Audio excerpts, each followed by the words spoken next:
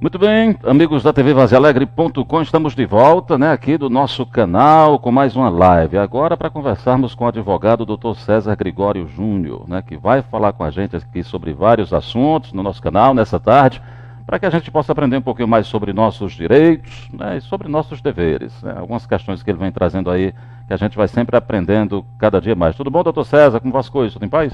Boa tarde, tudo bom? Boa tarde a todo mundo que está assistindo, né? Todos os internautas. Tem se cuidado direitinho? Me cuidando, né? Tentando. Pronto. Tem Muito que fazer na base da preguiça, mas a gente tem que tentar. Pois é, tem que fazer as coisas direitinho, né? Doutor César, vamos falar hoje sobre um dos assuntos, não é agora, mas vamos ver, acidente de trabalho, uma coisa que acontece com frequência, quem a empresa deve indenizar ou não, não responda ainda, né, sobre o teor, mas é um assunto frequente, né? É um assunto frequente que está ficando muito importante na nossa cidade, já que Vaza Alegre está se tornando um polo industrial a cada dia que passa, né? Então é bom tirar as dúvidas aí para saber quais são os direitos que o empregador e o empregado têm mediante o acontecimento.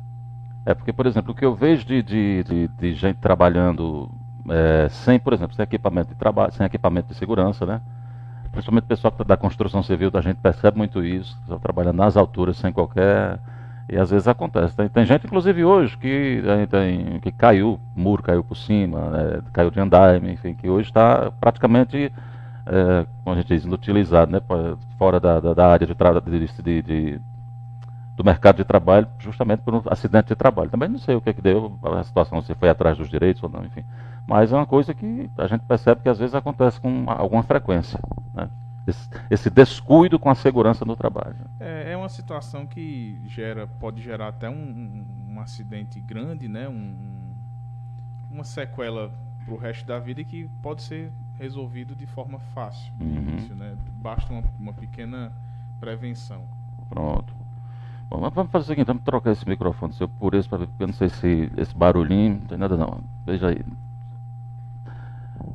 Agora eu também não sei se isso aí tá ligado. Não sei. Não, vamos com aquele mesmo, é o jeito. Tá. Não, os dois não dá, me dê aqui. Eu tirei um aqui, eu não sei qual foi. Tudo bem. Vamos continuar. Sim, então deixa eu ir aqui para o primeiro tópico de hoje, dessa nossa pauta, desse nosso encontro, desta tarde aqui, que é sobre. Você quer falar sobre a questão de buracos na rua, é isso? O que exatamente você quer focar? Essa questão de buracos na rua, ela é uma discussão que muitas pessoas vêm me perguntar, tirar dúvidas, saber como é que acontece no caso de se você tem um buraco numa estrada, se tem um buraco no meio da rua e você cai nesse buraco e seu carro tem algum prejuízo, ou você mesmo, às vezes até como pedestre, cai e se acidenta, qual é a responsabilização que pode acontecer para você ou para o órgão responsável, né? Então, o pessoal usa muito de analogia, por exemplo, da Enel, que é a fornecedora de energia, que quando há uma queda de energia, se você conseguir comprovar que aquilo danificou um aparelho seu, a Enel tem que indenizar. Então as pessoas usam de analogia para saber o que é que acontece, por exemplo, se eu cair num buraco e meu carro quebrar alguma peça, eu tenho que fazer algum reparo, né? De quem é a responsabilidade disso. A questão de eu me acidentar também, eu sem ser de carro, pedestre, vai passando, tem um buraco na rua, aí o camarada cai, se estabaca lá no chão, né, fica com com um problema na perna, enfim, passa vários dias. Quer dizer, há uma responsabilização? Sim, há uma responsabilização. O que acontece é que o seguinte, o poder público ele é responsável pela conservação das vias terrestres, né? Seja, por exemplo, se for numa BR, todo mundo já sabe, inclusive Vaza Alegre já passou por problemas de questão de regularização das vias. Seja, se for uma CE, responsabilização do Estado, se for uma BR, responsabilização da União, e se for dentro do município, é responsabilidade do município. O que acontece é o seguinte, você estando trafegando em uma rua dentro do município, por exemplo, e nessa rua tem um buraco, se você, por via desse buraco, se você não tinha como desviar e acontecer um acidente com seu carro, por exemplo, se você conseguir comprovar o nexo causal, que o que é nexo causal é a ligação entre o objeto e a ação, ou seja, entre o buraco e o seu carro, de forma inevitável, você pode tentar auferir na justiça uma indenização junto ao poder público municipal, porque o poder público municipal é o detentor do dever de cuidado para com aquelas vias que você está transitando. O cidadão paga impostos direcionados para aquele cuidado. E a partir do momento que a prefeitura ou o Estado ou a União deixa de fornecer esse serviço, ele está agindo em dolo e dá ao cidadão direito à indenização. Pronto, você está me falando assim da questão, se o camarada, ele tem que conseguir comprovar realmente que foi o buraco o causador daquele problema, né? É importante isso. Isso. Você tem que demonstrar uma situação fática que aconteceu. Não é simplesmente você, por exemplo, cair num buraco e você ir atrás de indenização. Pronto. Por exemplo, se você pode desviar do buraco, você não desviou porque não quis ou porque não viu, enfim, mas essas questões que eu estou falando. Questões não todas... é só cair em si, tem que ter um contexto. Tem que ter um contexto, é justamente o contexto é esse nexo causal, que é entre você andar e se acidentar e o buraco que causou, ou o defeito na via, que não necessariamente seja um buraco, por exemplo. O que acontece é que você vai ter que judicialmente, você vai ter que entrar, você vai ter que judicializar, e através dessa judicialização é que você vai comprovar que aquele infortúnio foi causado não por um dolo ou uma culpa sua, mas por uma negligência do poder público. Por exemplo, aconteceu um caso famoso no estado de São Paulo, acho que na cidade de Blumenau, se eu não me engano, que os buracos já estavam há tanto tempo nas vias que os cidadãos se juntaram, e plantaram pés de bananeira nos buracos. E isso tomou proporção nacional. No dia seguinte, a empresa responsável pela conservação, que nesses estados maiores e cidades maiores também geralmente são feitos convênios entre a prefeitura e uma empresa, para essa empresa prestar o serviço, a empresa foi lá, retirou e tapou os buracos. Ou seja, foi uma crítica de forma cômica, mas que serviu para quê? Para mostrar que a empresa, representando a prefeitura municipal, ela estava em negligência em tapar aqueles buracos, porque o cidadão ele já paga o imposto já para ser feita essa regularização, né? Essa manutenção de forma contínua. Então, quando o poder público deixa de fornecer essa manutenção, o poder público cai em dever de indenizar o cidadão. E daí também surge outra questão, que é a importância da pessoa fazer as denúncias, protocolar uma denúncia, por exemplo, vamos dizer, acontece uma coisa na rua, uma obstrução, uma coisa, e a pessoa não leva a informação diretamente no órgão, não faz um protocolo, que ajuda muito se acontecer alguma coisa também, né? Porque assim, por mais que gere para você um direito à indenização, aquele direito ele vai ter que ser buscado através de uma ação judicial, que vai demorar, que vai envolver custos, você vai ter que procurar um advogado, você vai ter que se munir de material probatório, ou seja, você vai ter que fotografar o local, você vai ter que procurar testemunhas, você vai ter que fazer o seu caso, demonstrar o porquê você merece uma indenização pelo descaso do poder público. Então, se você conseguir, de forma preventiva, ver um problema e conseguir denunciar, e aquela a denúncia ou sugestão for convertida em ação por parte do poder público, ótimo. Se não for, já é mais outro material probatório que você vai ter para poder se munir de informações e judicializar e buscar uma indenização para a sua causa, né? Pronto, agora vamos falar sobre questão de acidente de trabalho. Afinal de contas, acontece, o camarada está lá trabalhando, e aí a gente vai dizer caso a caso, para ver. O camarada está lá trabalhando, aí aconteceu um acidente no trabalho dele, né? Eu não sei se ele estava a serviço da empresa, não precisa estar dentro da empresa também, pode acontecer. Enfim, acidente de trabalho, a empresa ela deve indenizar o trabalhador ou não? Como é que fica essa questão? Vai depender de como aconteceu. O acidente de trabalho, ele é um acidente ocorrido na empresa ou em função da empresa que gere ao trabalhador uma espécie de lesão ou prejuízo funcional na sua função. Ou seja, você de fato se acidentar fazendo o seu serviço enquanto você estiver trabalhando para o empregador. Essa questão de se o acidente vai ter que ser indenizado pela empresa ou não, ele vai depender de vários fatores. Dentre eles, por exemplo, o dolo ou a culpa do empregador. O que seria isso? A gente já discutiu aqui que dolo é quando você tem intenção de agir sobre algo e culpa é quando você tem ou imperícia, ou negligência, ou imprudência sobre algo. Então, por exemplo, Vaza Alegre está sendo uma cidade que já está começando a ter indústrias grandes. E essas indústrias grandes vêm com máquinas grandes. Então você, por exemplo, tem um empregador que tem uma máquina grande, que ela tem um poder destrutivo alto, por exemplo, de amassar um osso. E esse empregador não fornece o EPI, que é o equipamento de proteção individual adequado para o trabalhador, ou não fornece um treinamento para o trabalhador. Então ali ele agiu em culpa, porque ele deixou por negligência de prestar uma informação necessária ao trabalhador, para o trabalhador ter conhecimento de como usar aquela máquina. Se porque ele sabe que um acidente pode acontecer. Que o acidente pode acontecer. O dolo seria o do trabalhador ir lá e empurrar, por exemplo, que é um caso extremo, dificilmente acontece, né?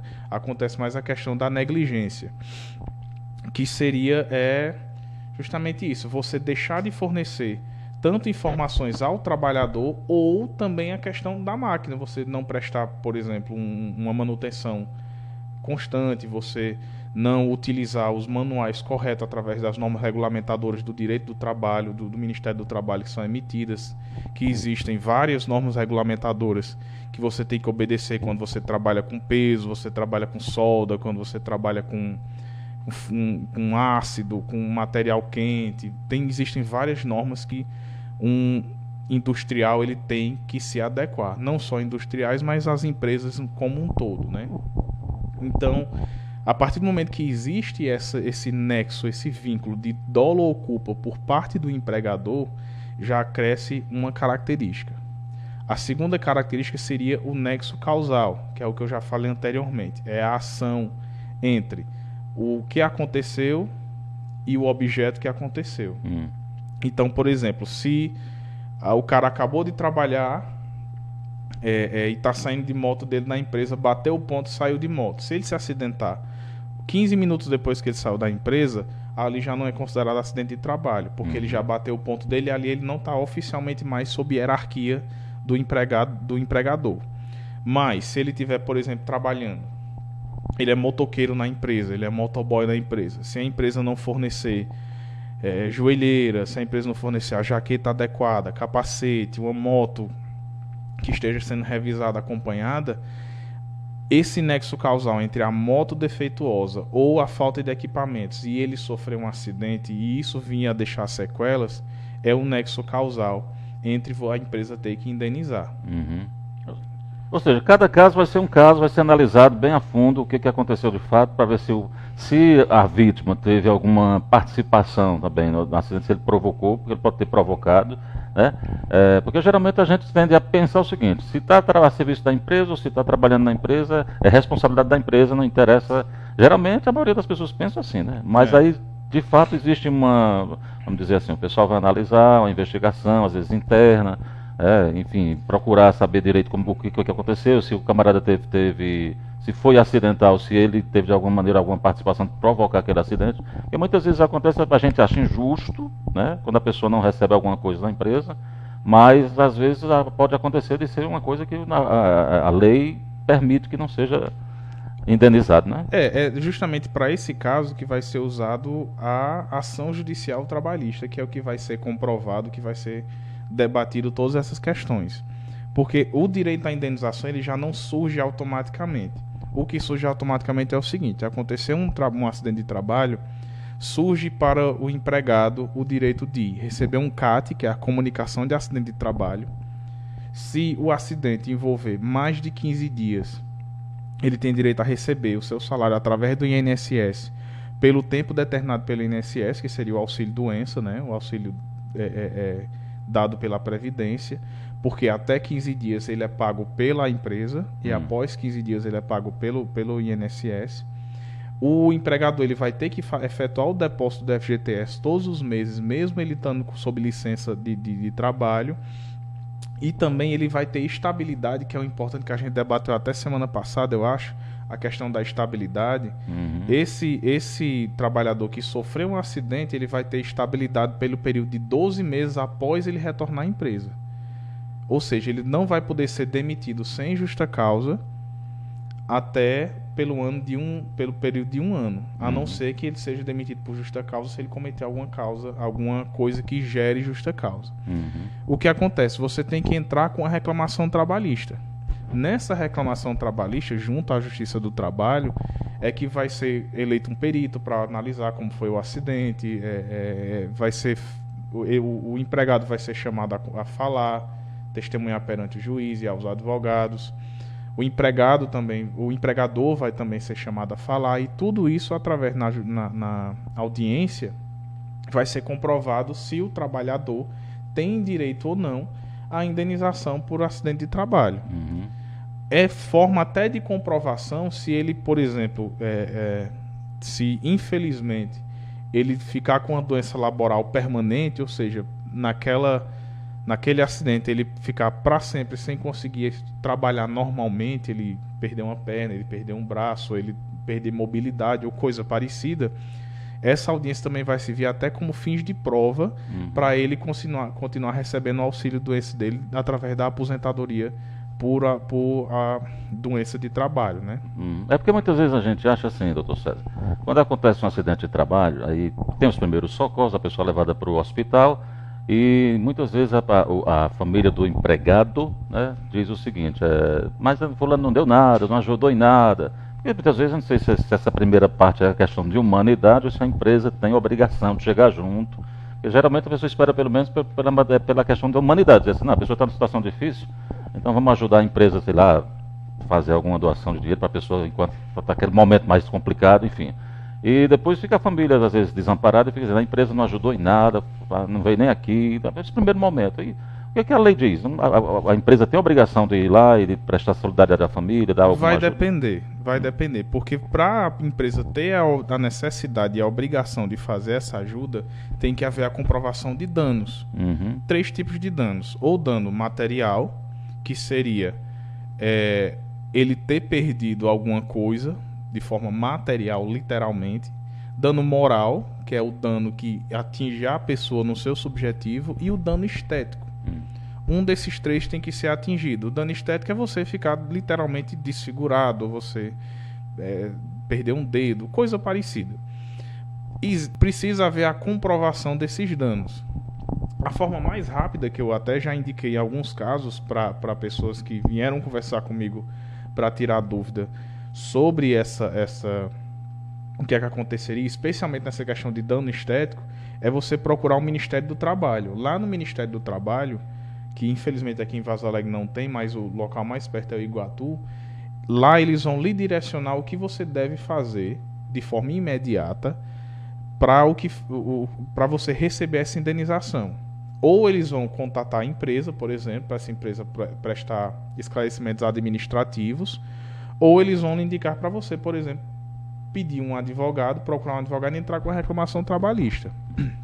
Caso exista a comprovação desse dano que você sofreu por culpa ou dolo da empresa, e essa empresa não chegar junto, entre aspas, né, não comparecer e lhe prestar assistência, isso vai servir até como uma forma de agravar a culpabilidade da empresa na reclamação trabalhista, e o juiz ele pode estabelecer que seja feito pagamentos retrógrados, ou seja, para trás, da época que você se acidentou até a data da sentença. Então ele estabelece uma coisa ex tunc, ou seja, volta para trás. Mesmo usando esse brocardozinho, chama-se ex tunc, que volta. Então o juiz estabelece que você receba essa indenização a esse período que você gastou. É importante que o trabalhador se imuna se gastou com remédio, guarde as receitas, guarde os recibos, guarde quaisquer comprovações de dano ou de que gastos que você teve devido àquele problema, para você apresentar junto à sua reclamação trabalhista e o juiz lhe compensar punindo a empresa, né? É ruim porque, assim, culturalmente, cidades grandes funcionam melhor porque tem a questão da impessoalidade. Para a empresa, o trabalhador é só mais um trabalhador e o patrão é só mais um patrão. Aí ele não tem aquela ligação aqui, por exemplo, cidade pequena, que a gente sabe que tem um contato bem mais próximo patrão-empregado, e às vezes o emprego foi pela questão da amizade, manter ali um vínculo, né, que acaba dificultando. Acho que tem muita gente que nem vai atrás dos direitos por medo, até de perder o emprego, ou de uma rede, sei lá. Tem muita gente que se reserva também, né? O que a gente escuta muito é a pessoa ter medo de nunca mais conseguir um emprego, né? Ficar conhecido entre os empregadores. Você não arranja emprego em mais lugar nenhum, você vai não queimar arranja, você. porque eles conversam entre si e eles vão ter medo de você colocar a pessoa na justiça toda vez. Só que assim, isso é infelizmente é uma realidade, né? O trabalhador em cidades pequenas que procura os seus direitos, que muitas vezes eles são mitigados, ou seja, eles são cortados, eles deixam de ter coisas básicas que às vezes eles não têm nem conhecimento que tinham esses direitos. Quando você vai atrás, acontece do empregador lhe colocar para fora ou sair espalhando por aí que você tem algum problema. Vale salientar que isso é passível até, por exemplo, de ação judicial, tanto na via trabalhista, caso você ainda tenha reclamação trabalhista com ele, ou então na via civil mesmo, você entrar com indenização por danos morais, por injúria, por difamação, porque nada mais é do que uma pessoa procurando seus direitos, né? E fica o recado para o empregado, para o trabalhador, que sempre ele procure um advogado para saber dos direitos dele, o que é que, se ele está tudo correto, se ele está trabalhando da forma que é para trabalhar, porque muitas vezes as pessoas podem estar trabalhando de maneira irregular, sem saber, correndo riscos sem saber. Então, conversar é sempre bom. Se o trabalhador tiver essa liberdade de conversar com o patrão dele, chegar e dizer, eu conversei com um advogado, e isso está incorreto, vamos ajeitar? Porque isso serve até, por exemplo, a chegar uma fiscalização do Ministério do Trabalho aqui em Vaza Alegre e o cara vai estar errado e às vezes o próprio empregador não sabe que está errado. Então o trabalhador ajudou o empregador a evitar uma multa maior. Então é sempre bom ter essa questão do diálogo. O que é muito importante também na questão já da assessoria jurídica para empresas, que a empresa está resguardada juridicamente de todas as coisas que ela tem que ter de maneira obrigatória, a depender da atividade empresarial que ela pratica, né? Para evitar multas, evitar acidentes e etc. Ações posteriormente, né? Que aí quando vem essas ações, o buraco é mais embaixo, geralmente a empresa tem os prejuízos. Eu não sei, mas me disseram já que assim o Ministério do Trabalho, que eu não sei se parece que até o Bolsonaro falou que ia extinguir alguma coisa assim, lá no começo, eu não sei. Geralmente acha bom dar ganho de causa para o empregado, né? Tem essa cultura, não sei também se é em todo caso, mas... O direito do trabalho, ele tem um princípio chamado princípio da verdade real, que ele é um princípio que ele é diferente de todos os outros direitos. Como é esse princípio? Embora o trabalhador tenha assinado um contrato dizendo que está abdicando de certas coisas ou está ganhando menos porque quer, etc, etc, aquele contrato é inválido porque o que vale é a verdade real dos fatos. E direitos trabalhistas são direitos individuais e fundamentais. Ninguém pode abdicar de direitos trabalhistas.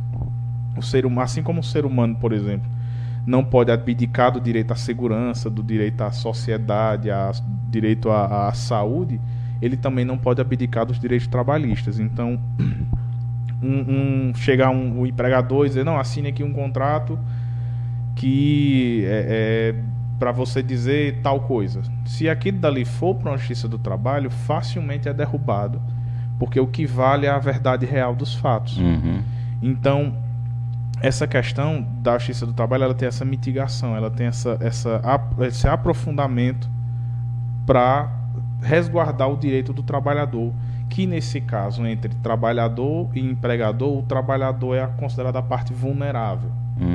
O Bolsonaro ele disse que queria acabar com a justiça do trabalho em si, dizendo que as multas, as fiscalizações, etc., elas contribuem para um índice de desemprego alto, porque gera impostos, o investidor tem medo de investir porque vai estar coberto de carga de imposto, de coisas que ele tem que seguir. Só que o que se pensa é que, infelizmente, a carga tributária no Brasil é horrível mesmo, é muito alta, ela afasta, ela repele investidores, de fato.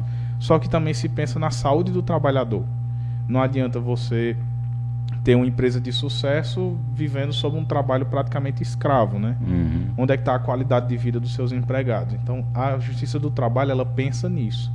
Tem que prezar pela dualidade entre você produzir Você ganhar dinheiro e você gerar empregos, mas ao mesmo tempo você ter a preocupação com a saúde e com o desempenho dos seus trabalhadores.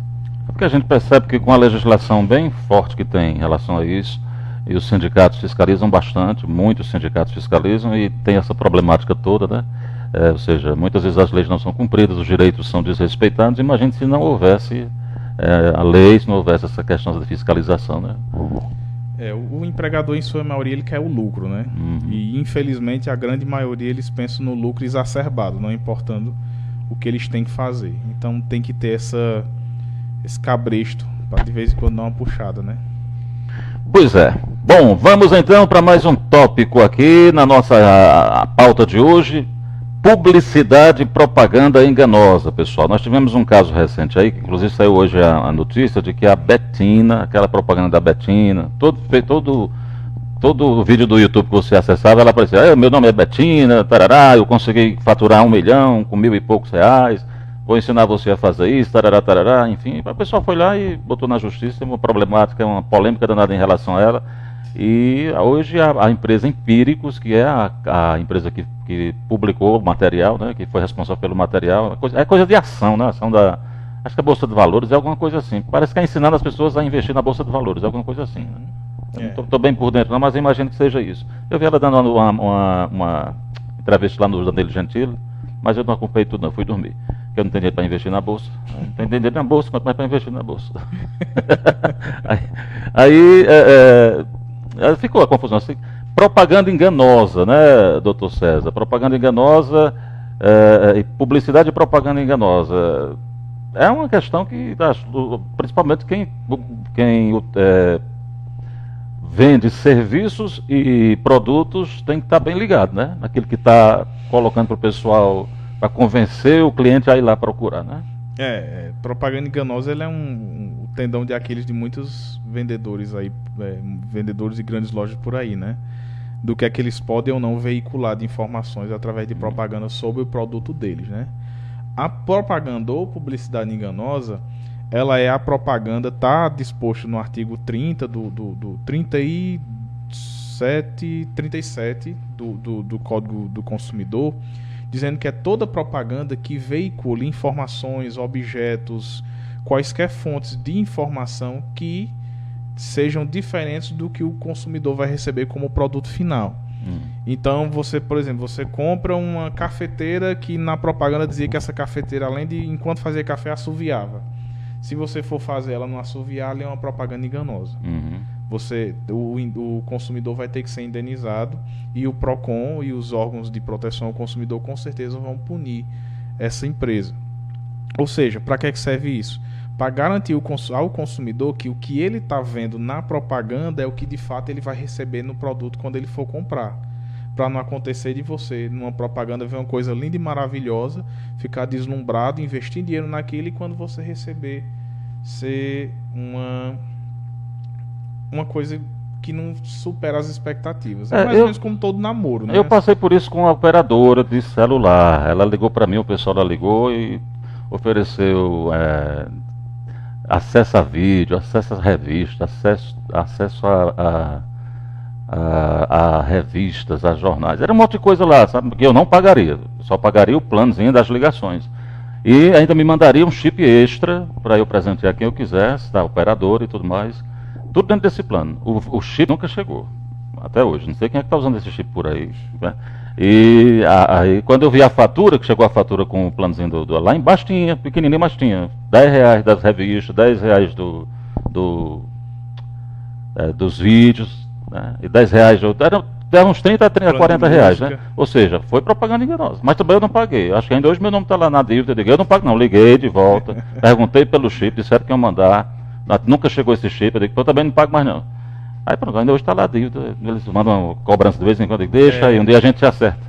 Aprender a fazer as coisas direito. Isso é muito comum, porque assim, o consumidor, acima de tudo, ele tem que ter atenção nessas letrinhas pequenas, né? Porque às vezes você, quando vai assinar um contrato, as letrinhas pequenas estão lá discriminando o que tem que ser discriminado, eles colocam já em letras pequenas para não incentivar a pessoa a ler. E hoje que é pelo celular, que você não está nem vendo letra nem nada, né? Só na boca a boca. Diz que se você quiser essa ligação, você pode pedir. Existe justamente um debate muito grande acerca desses contratos fechados via celular. Muitos juristas hoje estão vendo se existe validade nesses contratos.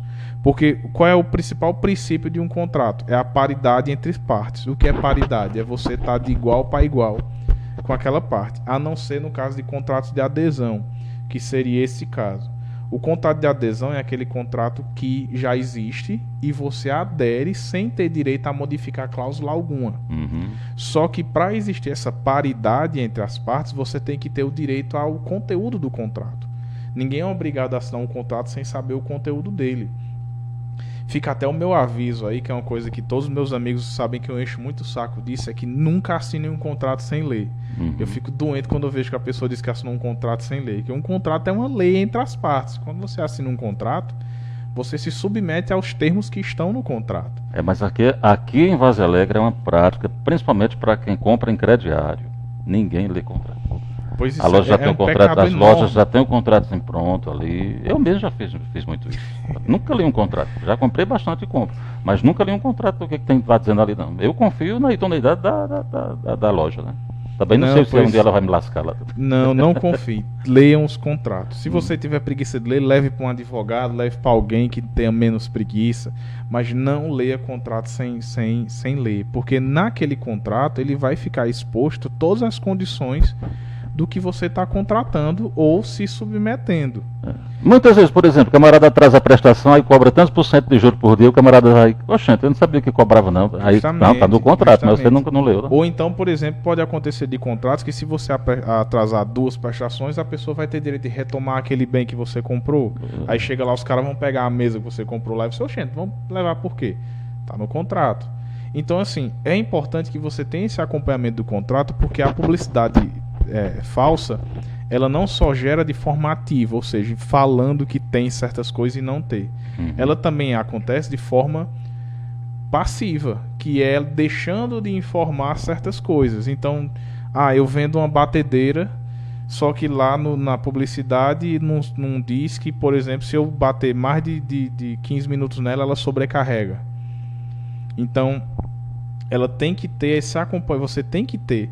Tanto essa é um conjunto, é uma historinha que é contada. Você recebe a propaganda audiovisual, se interessa, vai na loja e ao assinar aquele contrato, você tem que ter conhecimento de que existe tudo aquilo discriminado do que aquele produto vai fazer.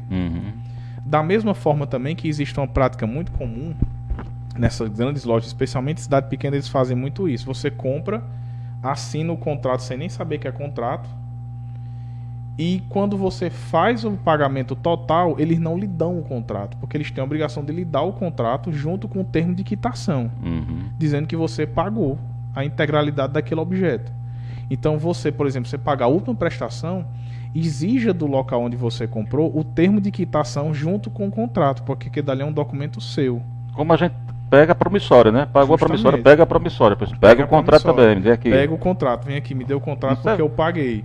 Vocês têm a cópia de vocês para controle interno, mas a minha cópia eu quero, junto com o termo de quitação. A empresa dizendo que eu estou quitado, que aquele bem ali não pode ser mais cobrado, porque pode acontecer de a empresa entrar em erro e ele colocar no SPC, ele colocar no Serasa, por causa de um erro lá dentro interno, algo administrativo, de confundir você com outra pessoa. Isso é muito comum, especialmente nessas empresas grandes como Enel, como essas outras empresas de âmbito nacional, né?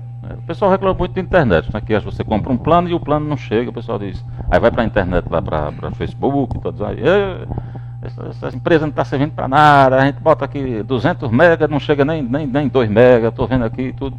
E tem uma reclamação de telecomunicação, geralmente está lá no topo, né? Telecomunicação, é banco, né? Celular está em primeiro lugar, internet, se eu não me engano, está em segundo e banco em terceiro. Aconteceu isso esses dias, Nonato. Um amigo meu, ele foi assinar com um provedor novo na cidade dele e achou o contrato muito grande e pediu para eu ler.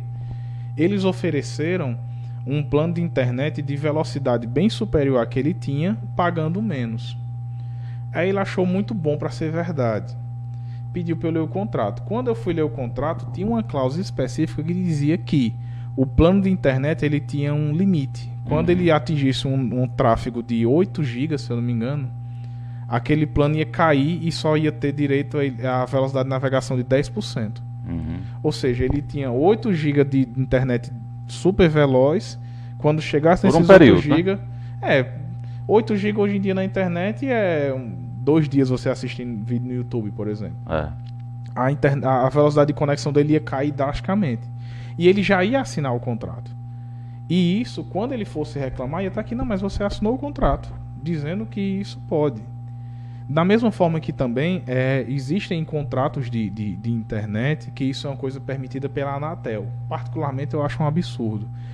Que a Anatel permite que a empresa, se ela contratar uma velocidade de internet, ela só tem a obrigação de lhe entregar até 20% daquela velocidade contratada. Então, a agência está legalizando uma prática errada. Justamente, né? Porque existe a justificativa é que a internet ela tem muita variabilidade, ela tem muitas coisas que podem influenciar na transmissão de dados. Às vezes, por exemplo, se for internet sem fio, via rádio, o tempo, se for fibra, a fibra cair, etc. Só que eles colocam uma tolerância muito grande, né? Então, tipo assim, se a gente tiver fornecendo até 20%, eu não sei se isso mudou. Eu lembro disso na última vez que eu contratei uma internet, já tem uns 2 anos. Acredito que não tenha mudado não, que eu não vi nada. Mas existe esse contrato, às vezes a pessoa está com internet lenta, e mesmo assim, contratualmente, a empresa fornecedora não está errada, porque está lá no contrato. Outra coisa que a gente tem que prestar muita atenção, que eu já passei por isso, é você fazer a aquisição do serviço, e lá no contrato tem a questão da carência, que você também não liga. Você se arrepende, né, passa 1 mês ou 2, você quer desmanchar o contrato, acabar aí, tem a carência que o pessoal diz, você tem que pagar multa aí por desistência. Tem muito disso também. O direito de fidelidade que chama. O direito de fidelidade. É muito chato também. Justamente, geralmente as internets elas dão direito de 1 ano, né, de direito de fidelidade. Isso acontece, se tiver em contrato você vai ter que cumprir.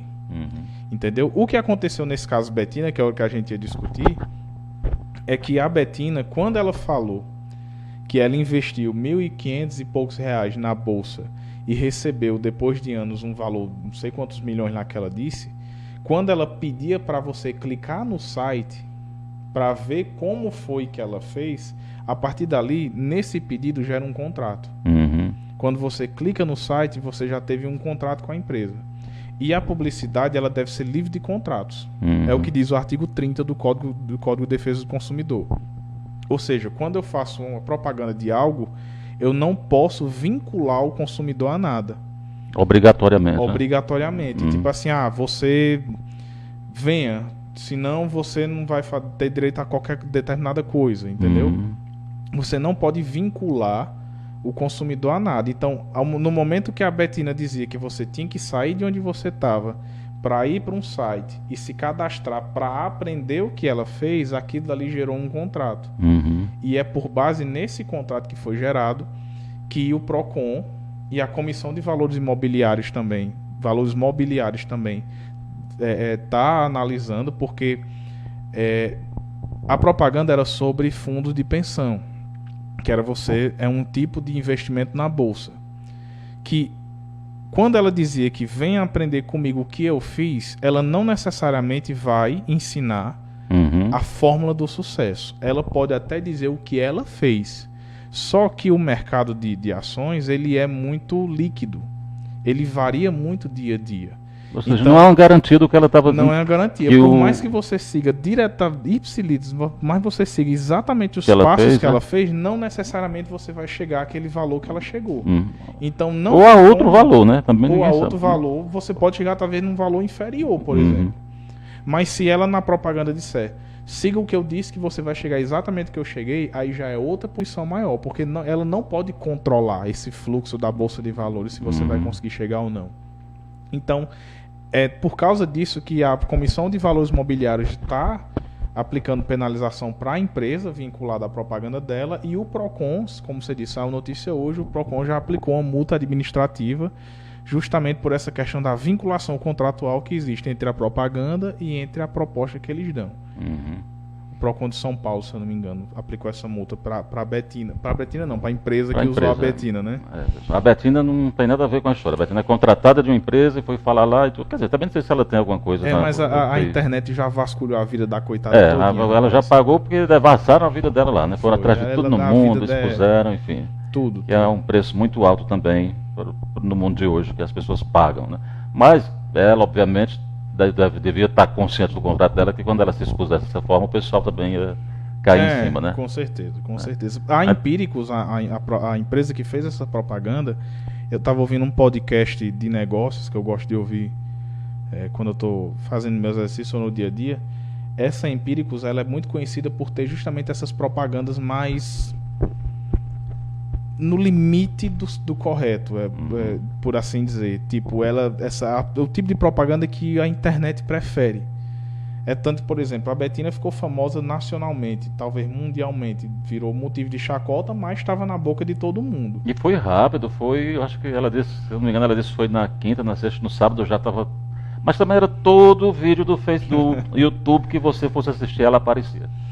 Eu nem prestei atenção porque eu sempre acho que essas coisas são pegadinhas, não sei, eu já tenho essa desconfiança. Mas todo o vídeo que você ia ver estava lá, Betina. Meu nome é Betina, meu nome é. Pois é, aí nisso tem empresas que gostam desse fale mal, mas fale de mim. Ou então, tipo assim, lhe pegar na insistência. Você, depois que você viu a Betina 50 vezes, rapaz, eu vou ver o que é que Betina que tem pra me ensinar. Que foi o meu caso. Depois que eu vi, assim, Betina 40 vezes, que eu demorei pra ver essa propaganda dela, eu via sempre outras. Depois que eu vi, eu fiquei curioso pra saber o que era que Betina tinha ensinado, já que ela aparecia tanto. E a Empíricos é conhecida por isso. Pois pronto, pois muito bem. Então tá aí, praticamente se lascaram aí como é o nome da empresa lá? Não sei o que. Empíricos. Como? Empíricos. Empíricos lá foi que tomou uma baita de uma indenização lá, de uma multa, né? Pronto. Doutor César, acabamos então hoje com a nossa pauta. Mais alguma coisa que você queira deixar aí a esclarecer? Fica à vontade. Leiam contratos. Pronto. Leia o contrato, pessoal. Vamos ler o contrato, tá? Vamos ler o que está dizendo aí nesse contrato, para vocês não me pegarem depois, está cobrando coisa de mim que eu nem sabia. O negócio é sério mesmo.